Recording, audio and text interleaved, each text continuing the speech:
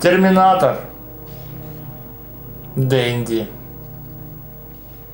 В прошлом ноябре исполнилось ровно 20 лет с того дня, когда я впервые посмотрел первую часть дилогии Кэмерона о Терминаторе. Вторую часть на тот момент я видел уже несколько раз, и сказать, что я ее обожал, не сказать ничего. Начиная с 93-го года я мечтал посмотреть первый фильм. Я столько о нем слышал, но видео у меня не было, как вы знаете, а по телеку я все никак не мог его застать. И когда в конце аж 98-го я читал телепрограммку и увидел на ОРТ в воскресенье заветный анонс, у меня от счастья были слезы на глазах. Всю неделю я жил распираемый от предвкушения, и когда я наконец посмотрел фильм, это было охренительно. Сейчас я, наверное, люблю его даже больше, чем второй. Теперь к делу. К моменту просмотра Т1 мне уже доводилось поиграть на Дэнди в игру по второму фильму, Т2. Дико сложно она казалась тогда, но давала главное – оказаться внутри событий фильма и управлять самим Терминатором. А вот о том, что на Дэнди была еще игра по мотивам первого фильма, я даже не подозревал. И, наверное, к лучшему, иначе я бы просто не спал ночами, ведь ее не было ни у кого. В детстве мне как-то не приходило в голову, что если есть игра по мотивам сиквела, чего бы то ни было, то железно есть и первая часть. Поэтому, когда я спустя еще несколько лет после того первого просмотра на ОРТ увидел игру, я, во-первых, был в шоке от того, что она в принципе существует, а во-вторых, был в шоке от того, что она опять называется Терминатор 3. Что за мода? Ну, китайцы, ну... Но, тем не менее, игра поразила сразу.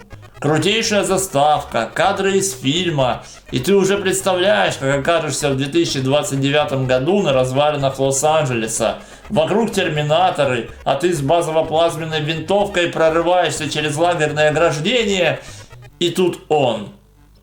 Рыжий спортсмен. И вокруг какие-то трубы, зеленые ящики и опять кнопка прыжка на Б. В остальном уже ближе к истине, если сразу принять, что это Кайл Рис. Блин, рыжий Кайл это еще суровее, чем рыжий Шварц. В общем, у вас есть бластер, а вокруг шныряют терминаторы, как в коже, так и без. Отстреливаться от них несложно, но надо постоянно учитывать, что при нажатии на выстрел Рис сначала расчехляет пушку и занимает позицию, а уже при повторных нажатиях стреляет. Важно помнить, что в этом положении он уязвим, так как не может пригнуться. По сюжету наш путь лежит к базе Скайнет, где располагается переместитель во времени, поэтому, выбравшись из катакомб под городом, мы оказываемся на его развалинах. О последствиях ядерной войны здесь намекают только лишь знаки ядерного заражения и сплюснутые черепа под ногами. Даже здания позади стоят хоть и пошарпанные, но целые. Физика прыжков здесь, ну прямо как в пиратском Аладдине. Кстати, там тоже кнопки перепутаны. Короче, разгон своеобразный. Плюс, если прыгаешь с места, то высота прыжка может быть выше. А если прыгаешь по движущимся платформам, то к этому добавляется еще их собственная гравитация. Будто тебя к ним притягивает или сдувает ветром. Помимо терминаторов, на пути встречаются лазерные пушки, которые весьма удобно расстреливать за экраном. Вероятно, когда тестеры игры эту фишку просекли, разработчики решили добавить сложности и развернуть их в другую сторону. Теперь не прорвется.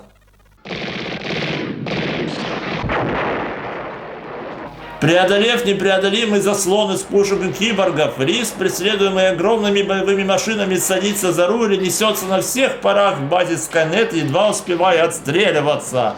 Экшен на пределе. Ну, по крайней мере, так воспринималось. Тогда. На деле, конечно, жесть.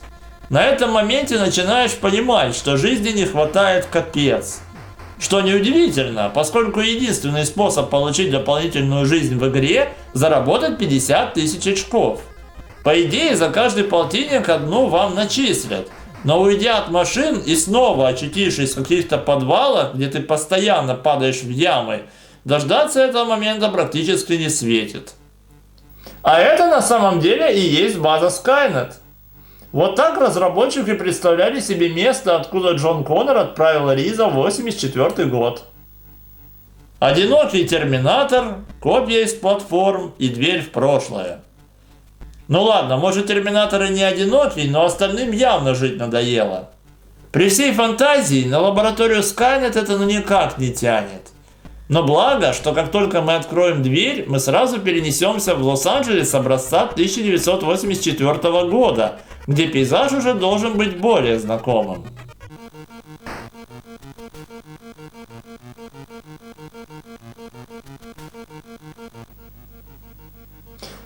Почему города в играх на Денди по фильмам мне почему-то очень напоминают Подмосковье?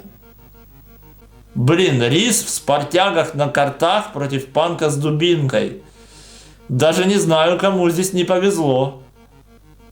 Менты, то есть полицейские, тут тоже регулярно тусят.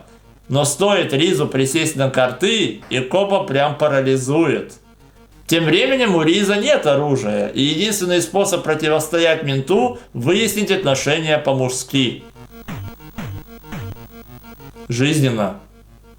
На смену копам иногда прибегают собаки, а убежать от злой собаки под силу немногим.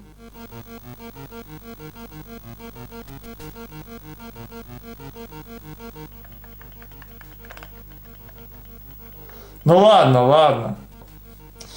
Я просто это все к тому, что мы играем в игру Терминатор. Локация Лос-Анджелеса здесь пытается отразить несколько сцен фильма.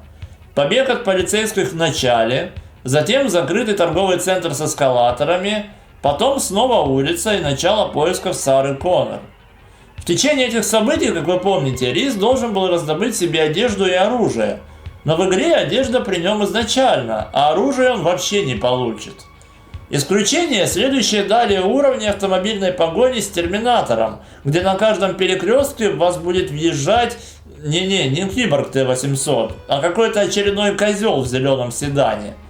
Киборг – это как раз таки наименьшая из проблем. Хотя если просто гнать от него подальше, жизнь улетит наверняка. А вот если наоборот включить первую скорость и прижаться к нему вплотную, то жизнь улетит тоже, но зато наверняка и прилетит. Только вам для этого необходимо строчить из ружья, как из пулемета, ему в бочину. Очки это начисляет по полной. То есть суть погони не в том, чтобы оторваться, а в том, чтобы наоборот приклеиться. После такой динамичной езды мы попадаем в полицейский участок, где по сюжету Терминатор уже повсюду оставил следы своего пребывания. В этом адски пылающем лабиринте дверей и коридоров разработчики предлагают нам где-то разыскать Сару. Здесь опять повсюду копы и ямы. Но знаете, не они наша главная проблема. И даже не Терминатор, который вроде тоже где-то здесь. Главная проблема – это розетки. Эти долбаные искрящие розетки. Они здесь на каждом шагу, над каждой ямой. И хоть ранят они не сильно, но они постоянно тормозят Риза, что может очень поднасрать в моменты прыжков. Еще здесь очень много дверей. Какие-то из них сломаны, какие-то ведут в соседние коридоры, а за некоторыми находятся кабинеты, где либо ничего нет, кроме огня, который не убивает, либо все-таки можно разжиться парой сердечек, восполняющих здоровье. А еще здесь можно встретить Бэтмена, Фестера Адамс и Микки Мауса. И все в графе «особо опасны». Как, вы не знали, что они в розыске? Их головы стоят до хрена, между прочим. И еще здесь есть вот это.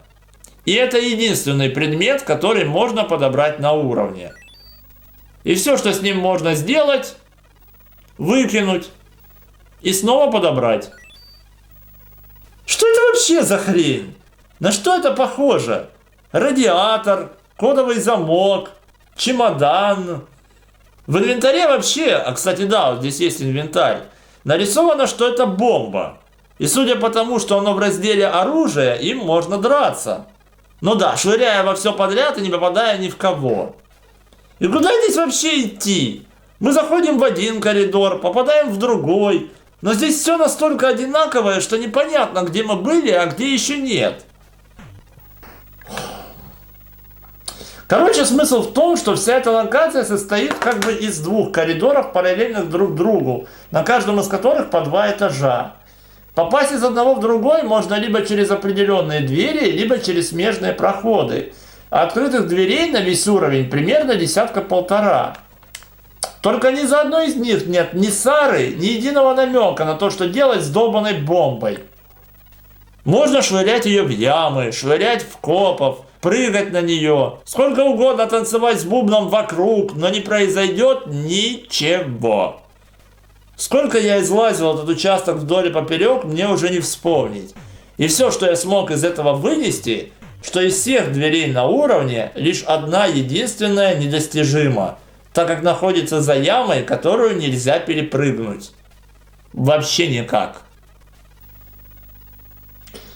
И вот скажите, что вы станете делать в ситуации, когда перед вами есть дверь, есть яма, отделяющая вас от нее, и у вас есть бомба? Конечно, вы бы бросили бомбу в яму. Она бы над ней зависла в воздухе, вы бы запрыгнули на бомбу, а с нее перепрыгнули яму и открыли дверь, завершив тем самым уровень.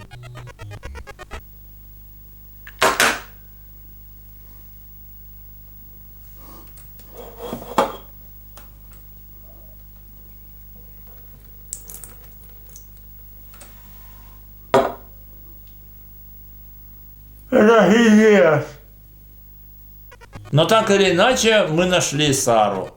Начинается новый уровень на машине, где за нами гонит на байке невнимающийся Т-800. Спасибо, что не броненосец. Тактика с ним ровным счетом та же самая, что и на прошлом гоночном. Что за ёб? Капец! Что за дорога? Какое нахрен Подмосковье? Это хуже, чем в моей деревне. Я думал, перекрестки на прошлом уровне были адские, а тут шоссе такие зигзаги выписывает, что терминатор тут вообще до лампочки. Блин, лишь бы вырулить. Да как тут ехать нормально? Да пошел ты!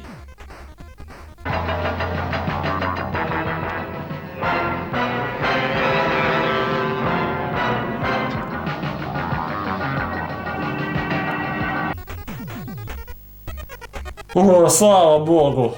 Мы добрались до фабрики. Последний уровень.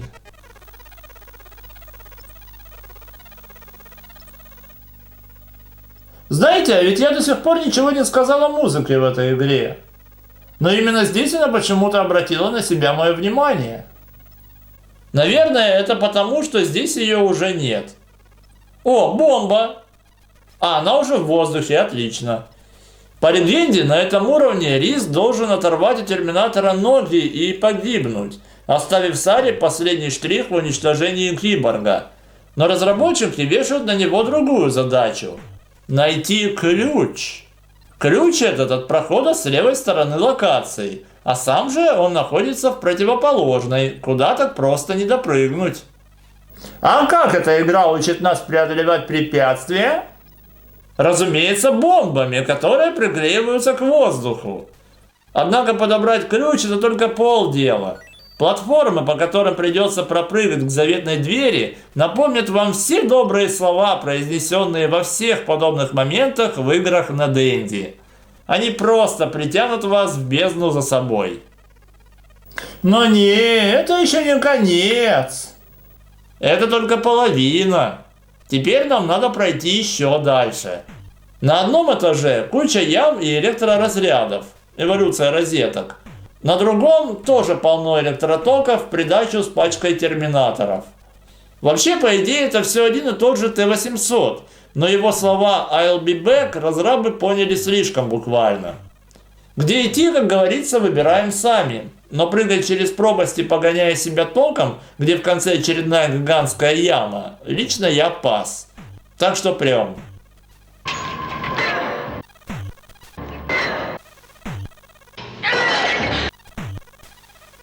И вот, наконец-то, тот самый гидравлический пресс, которым Сара раздавила в смятку эту железную погонь.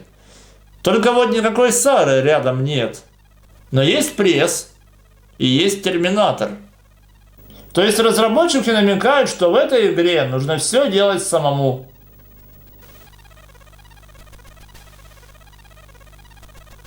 Замечательно. И что теперь? Ты меня ловить не думаешь, да?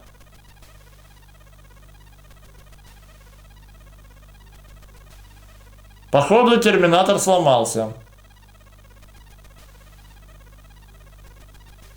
Ну!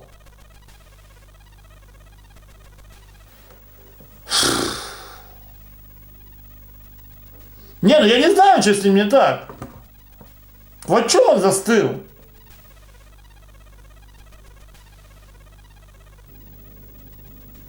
Слушайте. А я походу знаю, почему он застыл. Эта ведь игра называется Терминатор 3.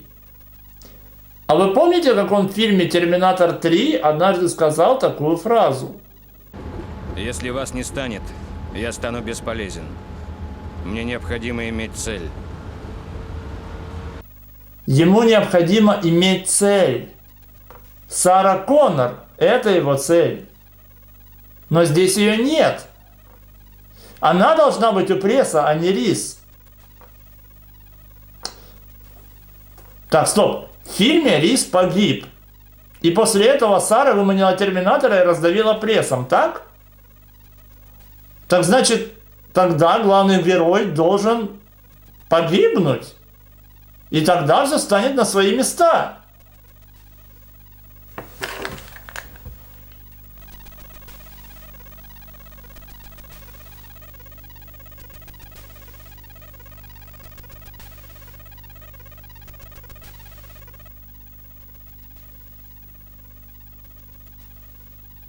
Эй! Ну ты и дебил.